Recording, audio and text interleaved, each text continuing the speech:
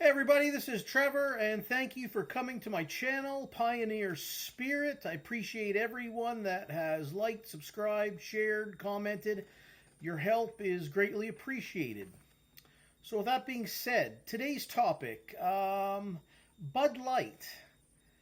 Did they do their marketing campaign that they had with Dylan Mulvaney on purpose?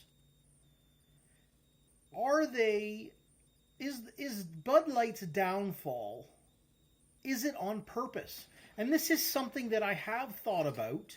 It's been more on the back burner in my mind, but the past week I'm really wondering about this, digging into things. Now, Bud Light, as I'm sure everyone knows, is owned by Anheuser-Busch.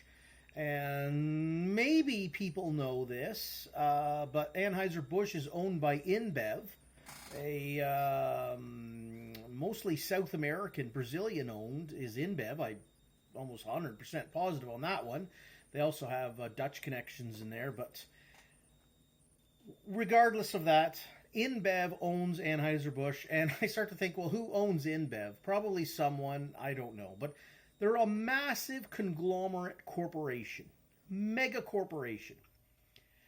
And they have done some business deals in the last few years that have cost them at least tens of billions of dollars, acquiring other companies. One in South Africa comes to mind right now. I'm not quite sure the name of it, but we're talking tens of millions of dollars. They took a huge loss on it, didn't work out, and I'm beginning to wonder if these companies are saying, "Hey, we need to save money," just like every business, whether you're one person owning a hobby shop on the downtown street in your little town, or you are a huge conglomerate like InBev. They want to make money. At the end of the day, they'd like to go home knowing that, hey, I've got some money saved from the sales of my business today. But when you get into these huge conglomerate, corporate, mega business models, you're losing that small town feel, that the pride in your business. It just, you get to a level of InBev, and it's just, hey, we're just going to take over this company, take over that company. It's just, it doesn't matter anymore, okay? They don't care about employees. It's all about numbers. It's all about money. Show me the money. And that's not how it should be. When you start to value money over people, your business is going to suffer. I mean, you have to value money. As someone who's I am a capitalist. I do say that, yes, money does pay for the device that I'm filming on today. Money pays, for my glasses, hat, everything, clothes, everything you see behind me here. So, yes, at the end of the day, money's important, but you can't value money over people. You just cannot. So this is, so I'm starting to wonder, what, I don't know, maybe that was a little divergence rant there, but to get back on topic here, Bud Light.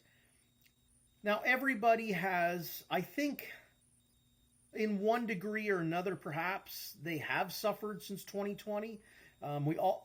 From day one, as soon as politicians came out and said, we need 15 days or 2 weeks to flatten the curve, I thought, oh my God, I mean, the economy's going to tank. You can't shut down businesses and still collect taxes, still pay your public sector workers, and shut down an economy and expect that, everything's going to be hunky-dory. And it wasn't. And it wasn't just the 15 days to flatten the curve. It's also, who made out like a bandit during that time. Again, mega conglomerates, mega corporations, Amazon, Walmart. And I can contest to that, small businesses suffered. As being someone here in Canada, I can tell you right now, I saw quite a bit of it because I was a person that, I'm not an establishment kind of person. And if you've watched enough of my videos, you'll know that. I like to question authority. And when they said to me, hey, you just go to the dollar store and buy yourself a bandana and slap it on your face, you can go anywhere now. As long as you do that, and, could you please use the hand sanitizer at the door? Oh, please follow the arrows on the floors. Oh, and stand 6 feet apart. And then that morphed into, and I knew it would morph into vaccination passports. Oh, if you want your job. I mean, we all know everything that happened here. And small businesses suffered for that. Mega corporations, made out like bandits. But I'm wondering, perhaps some of these corporations, like Anheuser-Busch, InBev, perhaps didn't make out like bandits. Maybe they are hurting. And what I'm trying to think, I don't have all the answers for this. Like, why would Bud Light downfall itself on purpose? And I can, come up with this solution, which I've heard lately, is that the unions, the Bud Light, Anheuser-Busch, InBev, they want to break the unions. Unions are not backing down in the last few months. They're not giving any concessions to these giant corporations. And the corporations are like, hey, we're not making enough money here. How do we do this? Let's destroy Bud Light. And perhaps it'll break the backs of the unions. Perhaps now they can lay off thousands of workers. I don't know. But on the other hand, too, I'm not trumpeting unions. Oh, no, I don't trumpet unions. Unions today, 2023, in the 21st century, have become the very conglomerates that they once fought against. And that's not to say I'm anti-union. I am for, let's say you have a business, 100 people. You could have what I describe as an in-house union. Those 100 people could form a union within that corporation, within that business. If you have 1,000 people, you can have an in-house union. But what I do not agree with are unions such as CAW, UAW, Teamsters, whatever other unions there are, SEIU, unions around the world, throughout North America. They are giant conglomerates. They have become the very thing they were fighting against. So I don't relish in the fact that that the owners, the people above Bud Light are making these decisions to destroy Bud Light just to break the backs of the unions. But that is one reason why I'm thinking about. They're trying to come up with a way to make the books look good. Now, when a massive layoffs happen at a company, if Bud Light's able to break the unions, maybe they can lay off thousands of people. All of a sudden, you're going to look better in the stock market, okay? Because all of a sudden, you've come up with all this money, and you're going to go up. Your business is going to go up economically. Oh, hey, geez, they seem to be making money. Well, no, they're not making money. They just laid off thousands of employees, okay? So there's that. Bud Light, I think that they are breaking the backs. I think they've done this on purpose to hopefully shit can a whole bunch of people, union members. And again, it's tragic when unions like this are involved. They don't care. These giant unions, the Teamsters, whoever the fuck Bud Light's employees have employed to be their union, they should all be in-house. Every factory, every warehouse, every place should have their own in-house union. You're going to care about each other. Then someone could voluntarily say, I'm going to be the union shop steward for these 100 people, and maybe a couple people can volunteer. You know everybody. When you have these giant conglomerate unions, they don't know everybody. They don't know the members. They don't give a shit. And here, I'll give another example, something that's happening in the United States in the trucking industry. There's a company called Yellow, and they have told their 9,136 drivers, so 9,136 truck drivers, they've told them, as of August 2023, end of August, we won't have any more money. We'll be done. Now, Yellow, their CEOs, high management, whatever, they're blaming the unions. They're blaming the Teamsters, saying Teamsters, they're not giving us any wiggle room here, and the unions are saying enough is enough. And well, Yellow had also said, "Hey, we want to lay off." They probably want to lay off 1,000 or so people, and Teamsters are like, "We can't have that." Well, when the Teamsters come out and say that, and I go, "Well, now you're going to have over 9,136 people laid off now, because you wouldn't make concessions." Now, there's two sides to every coin here. I don't know. I would not want to be in a union if it was a truck driver. In fact, I don't want to see these 9,136 drivers lose their job, but I would love to see 9,136 truck drivers become owner-operators. Is that going to happen? I would love for all of them to be able to do that, because we need to break the backs of these giant conglomerate unions. We need to scrap them. Okay, go for your in-house unions.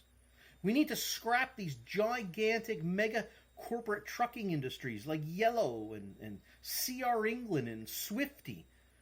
Need to break the backs and become more individual, hard-working people who are going to be far more accountable to have an owner-operator hired to deliver your goods than go to these mega conglomerates who, again, don't care. Do you think the CEO of Yellow, they don't know these 9,100 drivers? He'd be lucky to know 10. And the Teamsters are the same. They don't care. In fact, when the Teamster fella came out this morning, I listened to him. He says, "Hey, you know what? We've helped Yellow by, rediverting or donating or whatever, $1 billion to them in the last 10 years. And I thought, $1 billion in 10 years? I mean, that's a hell of a lot of money that has been taken from these drivers. This is money that could have been used to expand the Yellow company. It could have been used to put back into to make sure they have better products, just pay the drivers better. I mean, unbelievable the amount of money. And then they talked about like donating $1 billion over 10 years as if, they're the benevolent union and help. No, that's an awfully lot. That's a big waste of money that was taken from these drivers over 10 years. And through all the members, all the union members. So there's another example of how we have to get, like the trucking industry, Yellow, we need to go back to more owner-operators. Give people pride in ownership.